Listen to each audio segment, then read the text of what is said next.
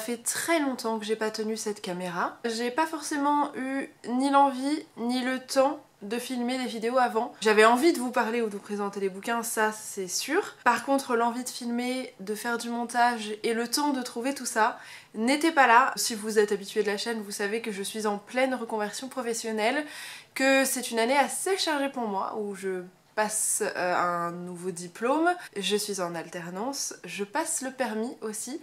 Et il se passe beaucoup de choses à gérer. Donc j'ai vraiment du mal à trouver du temps. Et quand j'en ai, je vous avoue que ces derniers temps, j'ai surtout joué à Pokémon sur la Switch. J'ai été assez absente de la chaîne et ça fait quelques mois que je vous ai rien mis du tout. Et j'en suis désolée. Donc après cette longue introduction, bienvenue dans un vlog lecture. Je sais absolument pas ce que je vais vous présenter dans cette vidéo, je vais simplement vous embarquer dans ma semaine. Dans cette semaine, je vais être en semaine de formation. Quand je suis en formation, en plein confinement, on est beaucoup en distanciel. Donc j'aurai l'occasion de filmer un petit peu. J'ai même d'ailleurs un oral et un rendu de dossier cette semaine. Donc ça va être plus ou moins stressant pour moi. Je suis pas une très grande stressée, des oraux, j'en ai fait tellement dans mes études que ça ne me fait pas peur, mais je vais essayer de vous embarquer dans cette semaine. J'espère que j'aurai des choses intéressantes à vous montrer et à vous filmer. Nous serons bien sûr accompagnés de notre fidèle Loka, fidèle à son poste d'ailleurs, sur le canapé, toujours en train de ronronner, et là je sais pas ce qu'elle a vu, mais dans pas longtemps à mon avis elle va sauter dessus. Ah ma petite, ah ma petite, bah voilà, je l'ai déconcentrée. Oh là là, toujours aussi mignonne, hein. Elle fait toujours autant de bêtises d'ailleurs, ça n'a pas changé. On se retrouve le lendemain, je suis en peignoir et pyjama, ça ne change pas et nous sommes pourtant lundi. Et j'ai d'ailleurs aujourd'hui une journée, comme je vous disais, de formation puisque je suis toute la semaine en formation. Là je suis en distanciel, je vais travailler avec mon groupe, mais j'ai quelques bouquins à vous présenter, notamment celui que j'ai terminé hier puisque je vous ai pas spécialement repris hier. Comme vous le voyez, il y a mon petit ordinateur ici. Alors ça c'est la lecture que j'étais en train de faire et que j'ai terminée hier qui s'appelle Photophobia de, comment s'appelle-t-il, Tom Baker. C'était pas exceptionnel, ça reste un thriller horrifique vaguement adolescent. Je dis horrifique parce qu'on nous décrit des scènes de meurtre et que elles sont un petit peu évoquées, un petit peu décrites, donc potentiellement on est sur de l'horreur adolescente. C'est pas exceptionnel, d'ailleurs il y a pas mal de petites coquilles et ce qui est très drôle c'est que une des personnes qui a lu ce livre les a soulevées au crayon à papier, des mots qui sont inversés ou des lettres qui sont oubliées dans des mots. C'est un peu dommage, ça perturbe en effet la lecture. C'est pas non plus exceptionnel en termes d'écriture, alors je sais pas si c'est la traduction qui fait ça ou si de base c'est pas non plus foufou. Au niveau de l'histoire, comme vous pouvez le deviner avec cette magnifique illustration, nous avons des adolescents qui se font massacrer et qui ont tendance à se prendre régulièrement en photo. Voilà, j'en dirai pas plus. On suit une jeune fille qui appartient pas à un monde huppé, hein, tous les enfants à qui ça arrive sont généralement un petit peu riches et un petit peu narcissiques parce que pourquoi pas entrer dans les clichés. Évidemment en opposition, notre héroïne, elle vient pas du tout d'un milieu riche, et puis vous voyez c'est un peu la fille qui est pas comme les autres. Bon, c'est clairement des schémas qu'on a l'habitude de voir et que je trouve quand même extrêmement stéréotypés. Ça se lit, c'est pas exceptionnel. Si vous avez envie de découvrir un petit peu un univers horrifique, thriller, mais version adolescent, jeune adulte, pour pas avoir trop de choc, ça peut être pas mal. Après l'histoire est relativement prévisible, hein. Moi j'avais deviné certaines choses assez vite. Il y a une petite dimension fantastique aussi, c'est important de le savoir. Certains éléments moi de ce livre je les trouve problématiques, notamment la représentation un peu stéréotypée de certains personnages, mais aussi des relations entre personnages qui sont à mon sens pas très saines. Bon, heureusement que c'est un bouquin de bibliothèque, hein, parce que j'ai mis quand même un peu de temps à le lire, parce que j'étais curieuse de savoir comment ça se terminait, mais c'est pas fou. Je vais vous présenter les bouquins par contre que j'ai choisi de lire pour après, donc dans la semaine. Je me suis prévu un petit Walking Dead, c'est donc l'avant-dernier de la série. Je sais qu'il y en a un autre après, d'ailleurs celui-ci s'appelle La fin du voyage. Et je crois que le tout dernier s'appelle Épilogue. Alors il est tout fin le épilogue, donc je comprends pas bien pourquoi il appartient pas au même bouquin, hein, très sincèrement. On verra bien, je l'ai pas encore emprunté à la bibliothèque, faudrait que je le réserve. J'en aurais donc fini avec les comics Walking Dead, ça aura été un sacré voyage hein, quand même, depuis le temps sur la chaîne, vous en avez vu passer quelques-uns. Et enfin, dernier bouquin que je vous présente pour le moment, espérons que j'arrive à en lire plus, mais en ce moment mon rythme de lecture est un petit peu mou, hein, je suis pas mal occupée. C'est Les enfants sont rois de Delphine de Vigan, qui est un contemporain. Delphine de Vigan, je l'avais lu avec D'après une histoire vraie, que j'avais vraiment beaucoup apprécié, c'était un très bon thriller psychologique. Ici, j'ai cru comprendre qu'on est un petit peu dans le même délire. Je crois qu'on a un contemporain avec un côté thriller. avec une mère qui a l'habitude de filmer ses enfants sur internet, donc grosse évocation des youtubeurs famille. Tout ce que je sais, c'est qu'on évoque deux destins de deux femmes où il va visiblement se passer quelques drames et voilà, on va évoluer là-dedans. Je sais pas exactement de quel drame il s'agit, j'en ai entendu de très bons avis. Il m'a notamment été conseillé par Tiffany du compte Instagram Awfully Long Read. Si vous connaissez pas forcément, et bah écoutez, elle a souvent des conseils assez avisés. Je lui fais confiance, je sais qu'elle connaît mes goûts et donc que normalement ça devrait me plaire. On se retrouve non pas quelques minutes après le précédent plan, mais plutôt 24 heures après, puisque je suis vraiment littéralement au même endroit qu'hier. Je viens de me connecter pour ma visio du jour et me préparer à mon oral de demain avec mon groupe de travail. Je dois bien vous avouer qu'hier j'ai pas vraiment lu. J'ai lu avant de me coucher, mais sinon j'ai pas fait grand chose. J'avoue, j'ai eu d'autres choses à gérer, j'ai pas été très sérieuse, mais j'ai un petit peu avancé sur Walking Dead, donc du coup ce petit comics qui semble vraiment être, enfin qui semble être la fin, je sais que c'est la fin, mais ça se sent, hein, dans le sens où on voit bien que les auteurs essayent de clore tous les petits arcs narratifs qu'on a dans l'histoire. Parfois j'ai l'impression que c'est un peu bâclé, mais j'ai l'impression que tout va se rassembler au même endroit, que ça va être un joyeux bordel, comme ça va faire...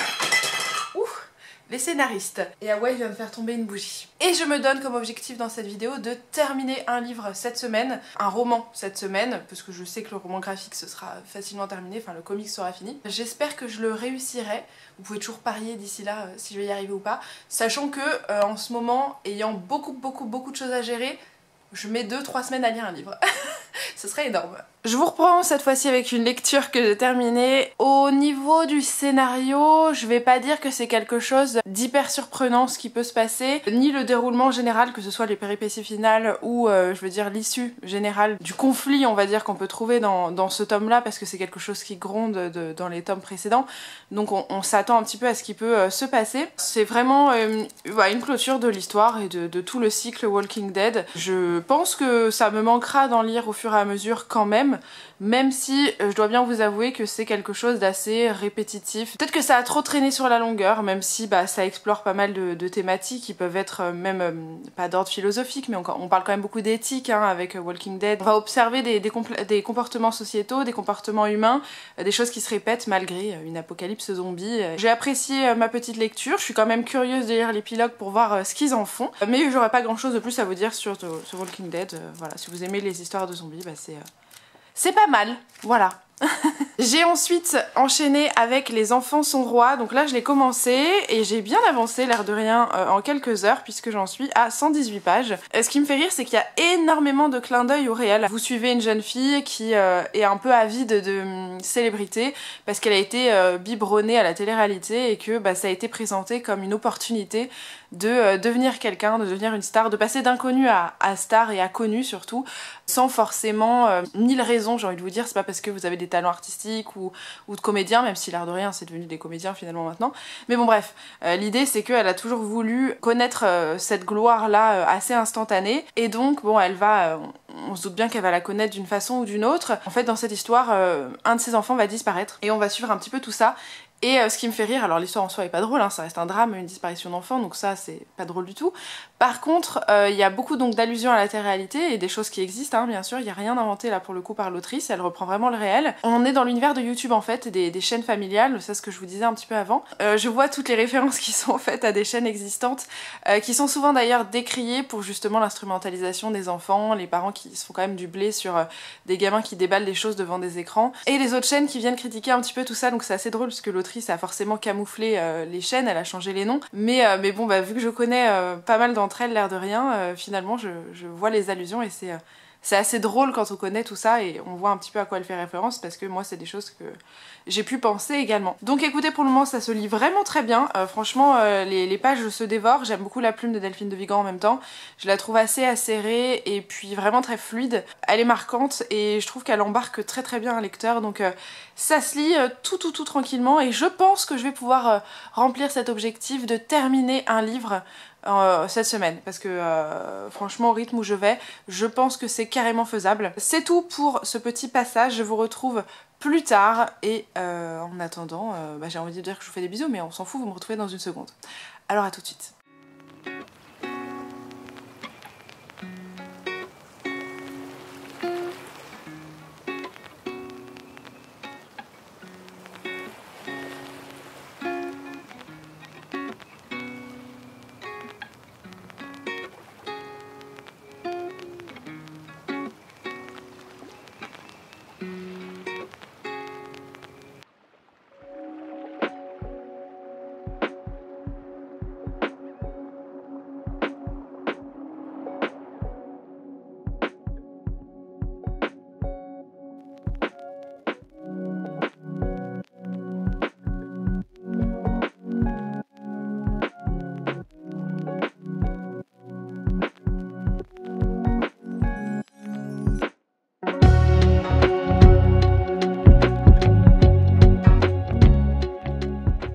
Bonjour, c'est moi.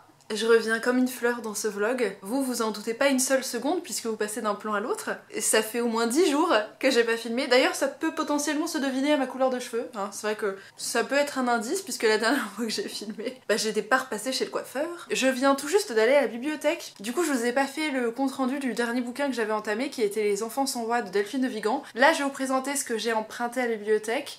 Ça fait un petit moment que j'y vais sans forcément filmer ou faire des petits biblio-hauls, je suis désolée. Et ça se fera en compagnie d'un Hawaï très curieux et d'une Loca qui roupille pour ne pas changer.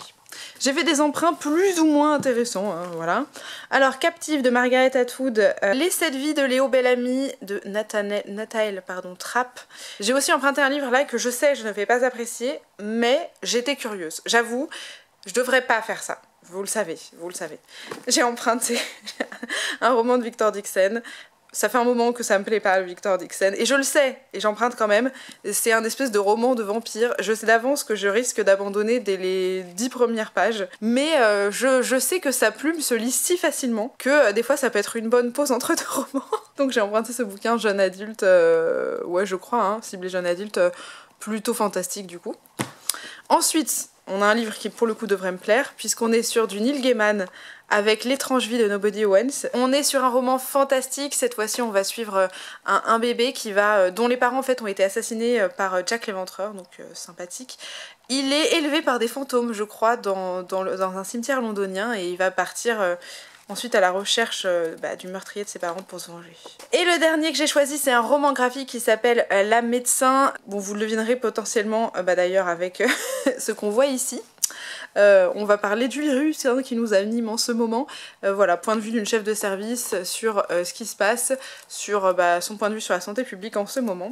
Ça peut être intéressant comme ça peut être, je sais pas, peut-être rébarbatif. On verra. Et nous interrompons ce programme pour voir des petits câlins entre chats. Oh, qui bascule immédiatement en baston.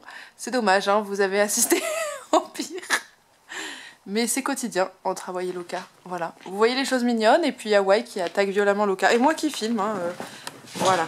On rebascule en face cam pour que je vous parle de mon avis sur Les Enfants sans voix quand même. Ce petit bouquin, écoutez, je l'ai pas mal apprécié. Il y a eu une sacrée bonne critique quand même de l'exposition médiatique des enfants sur les réseaux sociaux et notamment Instagram et Facebook. Il y a une vraie critique des chaînes YouTube familiales, la façon dont les gamins sont quand même manipulés pour faire de l'audience, faire des vues, enrichir malheureusement souvent les parents plus que les gamins.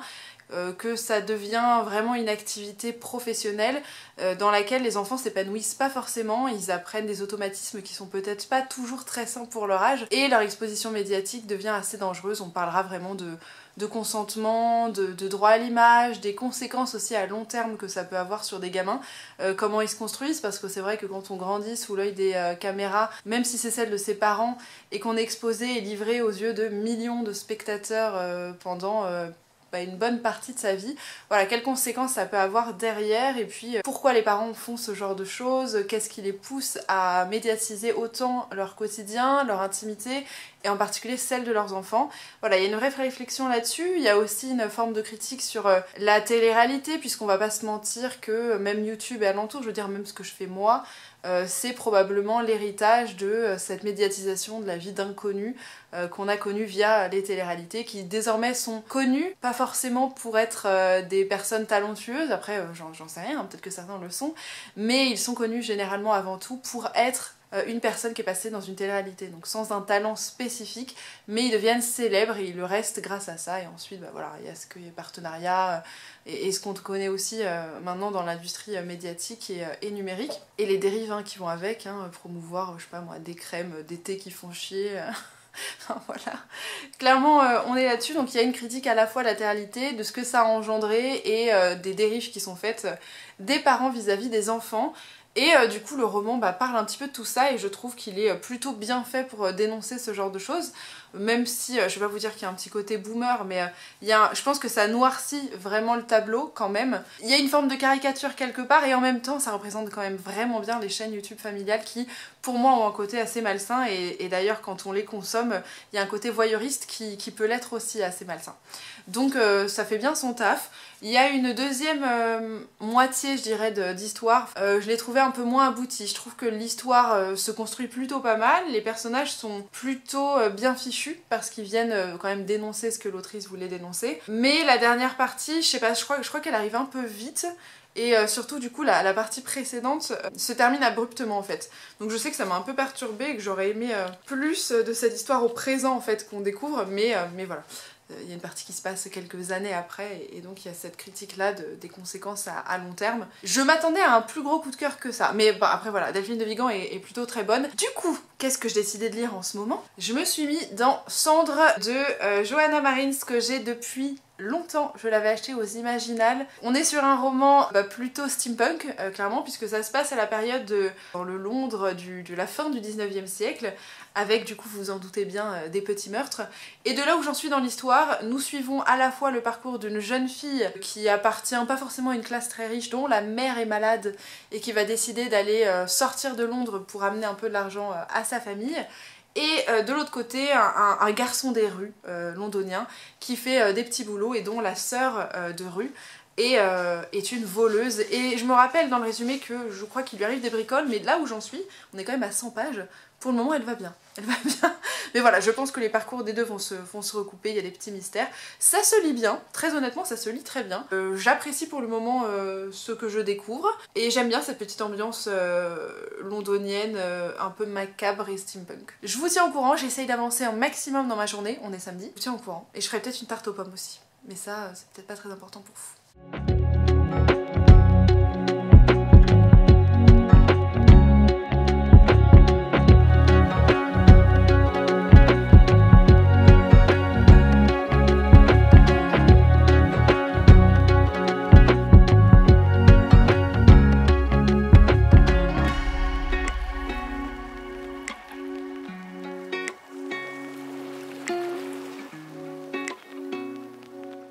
Je vous retrouve le lendemain matin des précédents plans. On est même carrément midi puisque je viens juste de manger. J'ai lu ce matin, vous voyez que je suis dans mon magnifique pyjama, très confortable. Et donc j'ai avancé dans mes lectures. J'ai terminé la petite lecture graphique dont je vous ai rapidement parlé hier. Je voulais évoquer parce que je venais de l'emprunter à la bibliothèque. C'était ça là, La médecin.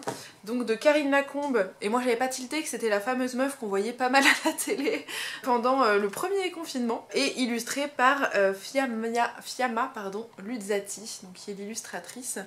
Et donc bah effectivement Karine Lacombe nous raconte son parcours, comment ça s'est passé pendant le premier confinement. L'avant aussi d'ailleurs, hein, comment les premiers cas sont arrivés, comment ils ont commencé à se douter qu'il se passait quelque chose d'anormal. Donc ça raconte un petit peu le système de santé hein, de toute façon dans les hôpitaux, les moyens, le manque de moyens, l'épuisement du personnel, le nombre de patients qui se précipitent, le côté aussi incertain sur comment on guérit ça, hein, puisque forcément c'était nouveau, donc il fallait savoir comment traiter ça, et ça c'est un petit peu la question épineuse, puisqu'il n'y a pas forcément de solution toute trouvée. Le rapport avec la population, comment on l'informe, quelles ont été les communications du gouvernement, comment elle a été amenée finalement à être contactée par les médias pour informer sur le sujet, voilà. Je m'attendais pas à certaines remarques qui étaient faites sur la position des femmes dans l'univers médiatique, bon, ce qui est une réalité effectivement, hein, on en voit peu, et aussi dans l'univers médical où effectivement on convoque énormément d'hommes pour s'exprimer sur le sujet mais que le nombre de femmes sont assez limité, et je m'attendais pas du tout à ce que ça fasse partie du débat. J'ai parfois l'impression que l'autrice elle se justifie sur les décisions qu'elle a pu prendre ou ce qu'elle a pu dire et faire, comme si elle voulait justifier le fait qu'elle ait été invitée dans les médias et qu'elle se soit exprimée, comme s'il y avait une forme de, pas de culpabilité hein, mais de mal-être, parce que bon en même temps elle évoque le fait qu'elle s'est pris quand même pas mal d'insultes dans la gueule sur les réseaux sociaux, parce que bon ça reste malheureusement les réseaux sociaux.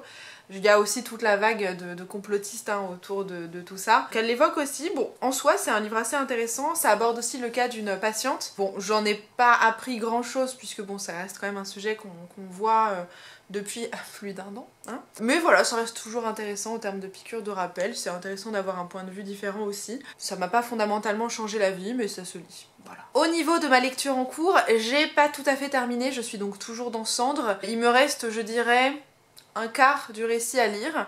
Ça se lit plutôt bien, même si là je trouve vraiment que dans la moitié il y a des lenteurs au niveau du rythme, et que du coup, même si l'univers est plutôt pas trop mal posé et que franchement les chapitres sont assez courts, hein, la plume est fluide, ça se lit tranquillement, On sent quand même les longueurs et j'avais envie de dire des fois, bon, passe à la suite. Je m'en fous un peu de certains détails. Alors j'ai aussi l'impression par contre que les personnages sont quand même assez en surface. Il y a des personnages secondaires qui prennent de la place dans l'histoire au fur et à mesure. Je trouve que finalement on les creuse pas beaucoup, même si finalement ils ont une place qui devient importante. Il y a des événements, des péripéties qui se précipitent aussi un peu. Je comprends pas d'où elles sortent et d'où sortent certaines réflexions de personnages, parce que bon, en tant que lectrice, je les ai pas forcément vues arriver et ils apparaissent parfois un peu, je trouve, comme un cheveu sur la soupe. Mais bon, écoutez, je suis curieuse de voir comment ça va se dénouer tout ça, puisque pour le moment je me pose quand même pas mal de petites questions. Je reviens vous expliquer tout ça plus tard. Là, j'ai bien envie de me faire une tarte aux pommes, donc je vais découper des pommes, éplucher les pommes et préparer ma tarte aux pommes.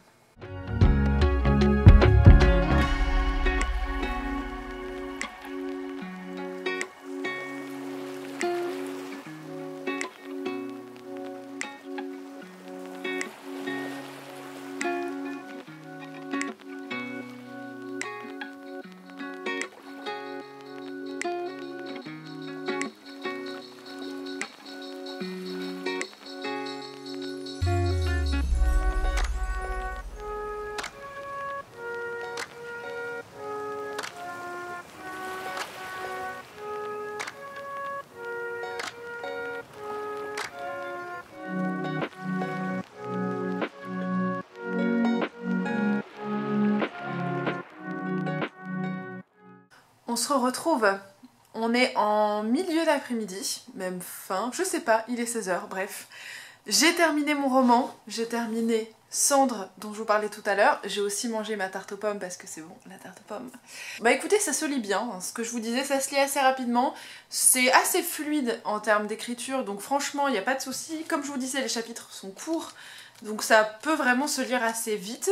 En termes d'histoire, c'est divertissant, il n'y a pas de souci. Sur la moitié du récit, il y a quand même des lenteurs sur le déroulement de l'histoire, sur certains détails, je pense, au niveau de certains personnages qui sont pas forcément ultra utiles ou qui pourraient être amenés différemment, ou pourraient prendre moins de temps, je pense, même si je pense que c'était pour donner du relief aux personnages et avancer quand même dans le récit. Au niveau du déroulé de l'histoire, je trouve que certaines choses et certains rebondissements peuvent se prévoir. Alors j'ai lu beaucoup de récits dans ma vie et je pense que certaines choses se recoupent, certains rebondissements peuvent se deviner. En tout cas moi j'avais deviné une partie de l'issue de ce livre là, donc j'ai pas forcément été hyper surprise par le dénouement final. Par contre vraiment je soutiens ce que je disais avant, il y a des retournements de situation qui pour moi sont trop brusques, trop rapides et qui du coup pourraient, je vais pas dire qu'ils pourraient paraître grotesques, mais c'est trop d'un coup et du coup ça donne l'impression que ça tombe vraiment comme un cheveu sur la soupe. Je sais pas, ça aurait pu être amené avec peut-être plus de subtilité et peut-être que les longueurs auraient pu se faire plutôt sur ces événements que sur d'autres, à mon sens.